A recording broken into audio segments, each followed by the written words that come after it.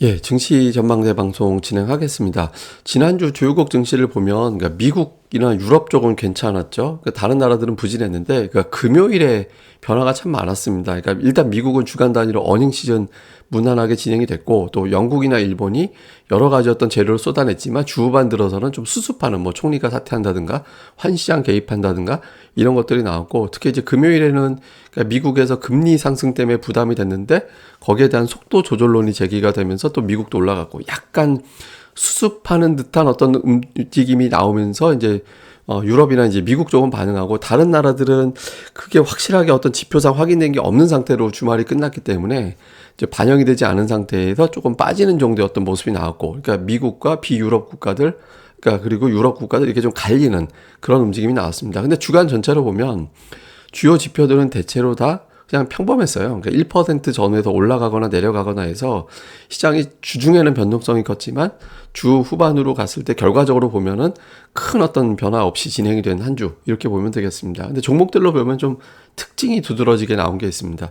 그러니까 미국에서는 넷플릭스, 로키드 마틴, JP 모건, 그다음 뭐 대번 에너지 이런 기업들이 상대적으로 강했잖아요. 뭐 증시가 지난주 주간으로 올라갔기 때문에 종목들 웬만하면 다 플러스가 났을 텐데, 더 두드러지게 올라간 종목들은 뭐냐면 실적 숫자가 잘 나온 기업들, 예, 실적이 확인이 된 기업들의 매수세가 더 강하게 들어가는 그런 모습을 보였거든요. 그래서 미국은 실적이 주식을 매수하는데 중요한 기준이 된 한 주였다, 이렇게 볼 수 있겠고, 특징적인 건 테슬라가 좀 부진했었는데 4주 동안 빠졌다가 5주 만에 올라섰다. 이번 주에 이제 테슬라가 다시 돌아서면 성장주 기술주들에 대한 어떤 관심이 높아진 걸로 바뀔 수 있기 때문에 이번 주 테슬라가 연속적으로 올라갈 수 있을지 중요한 관전 포인트가 됩니다.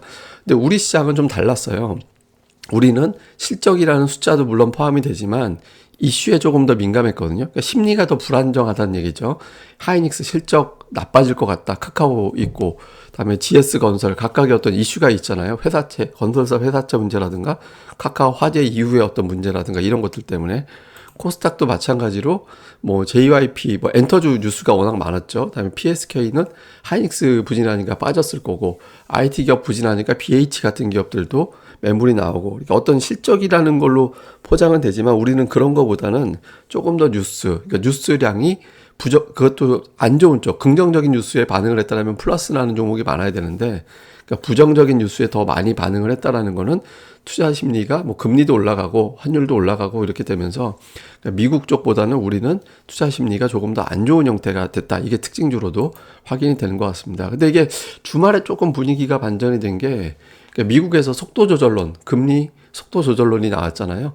연준에서 11월에 0.75 올리지만 그 이후에는 12월에 0.5 올리고 점도표를 높이는 방식으로 갈 것 같다. 그러니까 금리 인상하는 속도를 좀 늦추는 그런 이야기가 좀 나올 것 같다. 이런 이야기가 나오고 있는데, 이게 투자들이 무시를 못한 게, 이 기사를 쓴 기자가 상당히 유명한 사람, 그러니까 연준의 어떤 동향을 정확하게 판단을 하거나, 하여튼 심지어는 뭐 연준 75bp 올릴 때 얘기 사람들은 생각도 안 하고 있었는데, 그러니까 이 사람이 가장 먼저 보도했던, 그래서 이 사람이 얘기하면 연준이 정말 그렇게 움직이던데, 이런 신뢰감이 있는 사람이거든요. 근데 그 타이밍에 메리 데일리가 또 비슷한 얘기를 해서 샌프란시스코 연은 총재가 11월에 0.7을 올리는 건 오케이인데 그 이후에는 속도 조절을 시작해야 되지 않을까, 또 이런 발언을 해서, 이게 뭐 피벗은 아니겠죠. 뭐 금리를 내리거나 이런 건 아니지만 어쨌든 적어도 올리는 속도가 느려질 가능성이 또 제기가 되면서 이제 시장이 좀 안정이 되고, 하필이면 또 이 타이밍에 블랙아웃, 연준 인사들 인터뷰 금지 기간에 또 돌입했기 때문에 속도 조절론이라는 뉴스를 남겨놓은 상태로 들어가서 이제 증시가 여기에 조금 숨을 고를 수 있는, 숨을 한숨 돌릴 수 있는 이제 그런 공간을 만들어 놓은 건 다행인 것 같습니다. 근데 이게 아이디어가 나쁘진 않은 것 같아요. 왜냐면 이제 이게 연준이 너무 또 안도감을 주면 주식시장이 또 급등을 하면 그게 또 인플레이션을 자극하니까, 어떤 얘기가 나오냐면 12월에 0.5를 올리고 내년도 점도표를 더 높여버리는 그런 얘기가 나왔거든요. 근데 이거는 높이는 게 이렇게 의미가 없는 게, 이게 이제 연준의 점도표에 따른 어떤 게 점선이거든요. 근데 이 파란색 선이 이미 시장에서 생각하는 거예요. 그러니까 이 점도표 높여도 결국엔 시장이 생각하는 거 부근으로 올라갈 거기 때문에 결국에는 뭐 조사모사밖에 안 되는 거거든요. 근데 어쨌든 속도 조절론이 실제로 나오게 된다라면은 고금리 상태가 유지가 되는 것도 부담이 되는 건 한데, 어쨌든 좀 한숨은 돌리게 되는 그런 계기가 될 수 있겠죠. 그래서 이게 이번 주 내내 좀 작용을 할지 이건 좀 주목을 해봐야 될 것 같습니다.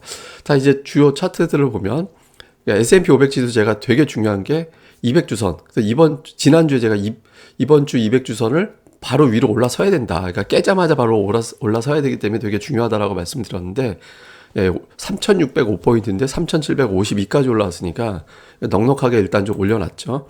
그 다음에 달러 인덱스 제가 거듭 말씀드리지만 115, 116이 중요한 저항대가 돼야 된다. 근데 일단 지금 계속 몇 주 동안 그 선 돌파하지 못하고 이제 막히는 그런 모습이 나오고 있거든요. 그리고 10년물 국채금리에 이어서 2년물 국채금리가 지금은 되게 중요한데 이것도 금리가 전체적으로는 주춤하고 있고 특히 2년물 금리는 8월 이후에 주간 단위로는 가장 조금 올랐습니다. 0.2%밖에 오르지 않았거든요. 그래서 조금 이제 투자들이 좀 한숨 돌리는 그런 움직임이 나왔고 코스피 지수인데 3주 연속 양봉.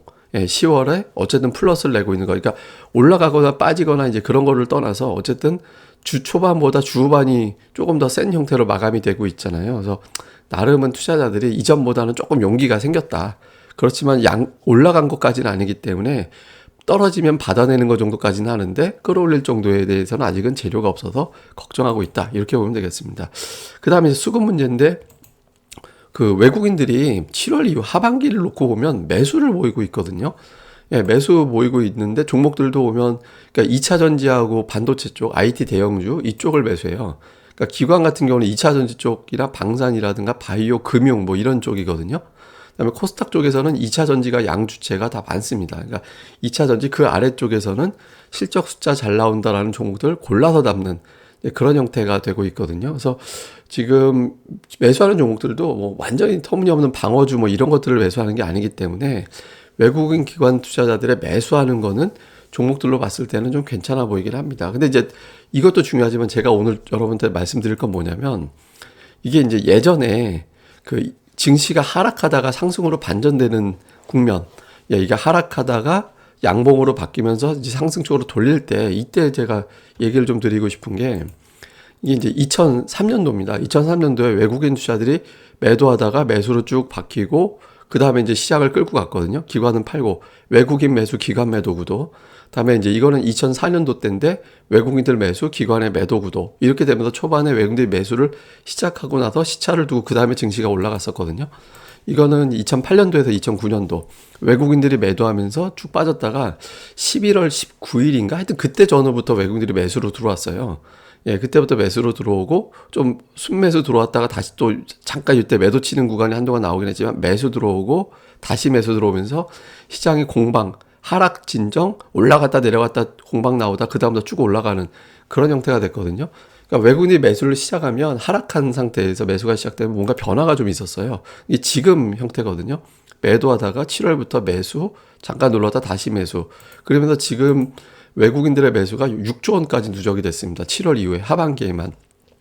근데 이게 이제 일시적인 현상인지 아니면 추세가 바뀐 건지는 아직은 모르는데 이게 이번 달 내내 지금과 같은 매수 기조가 유지가 된다라면 이제 지난달만 잠깐 쉰 거고 7, 8, 9월 쉬고 10월 매수되고 그러니까 매수하는 쪽으로 바뀌게 되면서 시장에 조금 안도감이 나올 수 있거든요. 그래서 외국인들의 매수가 계속 이어진다라면 이제 시장이 언젠간 바뀌겠는데 그 시점이 멀지 않겠는데 이런 기대감이 나올 수 있어서 주목을 해볼 필요는 있습니다.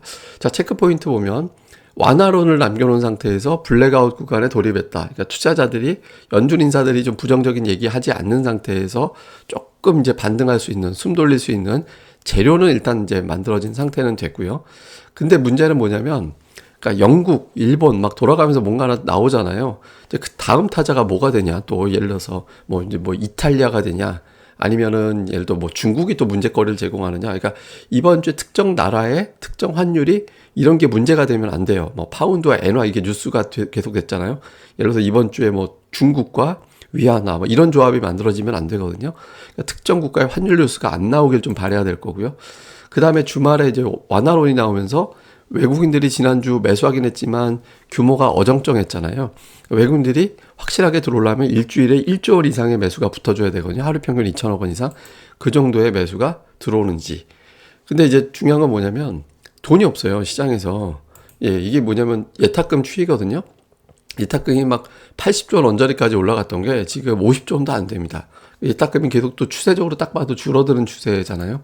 그리고 거래대금도 코스닥 거래대금도 지금 되게 줄었어요. 그러니까 코스닥 거래대금이 일평균 한 8조 원 이상 돼야 강세장으로 가게 되거든요. 근데 지금 하루 평균 5조 원대밖에 안 됩니다. 그러니까 여기서부터 한 60% 정도 거래대금이 증가를 해줘야 돼요. 그러니까 지금 이 거래대금 가지고는 기술적 반등 이상의 추세를 만들어내는 데는 좀 어려움이 있기 때문에 거래 대금이 증가되면서 시장을 끌어올리는 그런 움직임이 나오는지 이게 중요합니다. 그래서 그냥 코스닥이 올라간다 그게 아니라 추세가 한동안은 적어도 올라가는 사이클이 되겠구나라고 되려면 거래 대금이 한 8조 원대까지 확 증가하거나 뭐 단계별로라도 하다못해 한 7조 원 정도까지 올라가 줘야 되기 때문에 거래 대금이 폭증하지 않고 있는 상태에서 상승은 그냥 기술적 반등이다. 그러니까 이렇게 이제 놓고 봐야 됩니다. 그래서 이번 주에 주말에 던져진 긴축 완화론이 이런 어떤 흐름까지 만들어 줄지, 이번 주에 이제 거래대금, 이제 거래량, 그다음에 이제 앞서 말씀드렸던 혹시 어떤 나라의 또 환율의 어떤 조합을 끌어와서 또 시장을 흔들지, 뭐 이런 것들을 좀 중점적으로 살펴보시면 좋을 것 같습니다. 예, 그 외 이슈들은 제가 또 주중에 계속 방송 전달, 이제 나오는 내용 해서 이제 방송으로 잡아드리겠습니다. 예, 이 방송 구독하기, 그리고 이제 좋아요까지 꼭 부탁드리고요. 그리고 네이버에서 고릴라 리서치 검색하시면 저희 카페 오실 수 있으니까 또 많이들 방문 가입 부탁드립니다. 예, 그럼 감사합니다. 다음에 뵙겠습니다.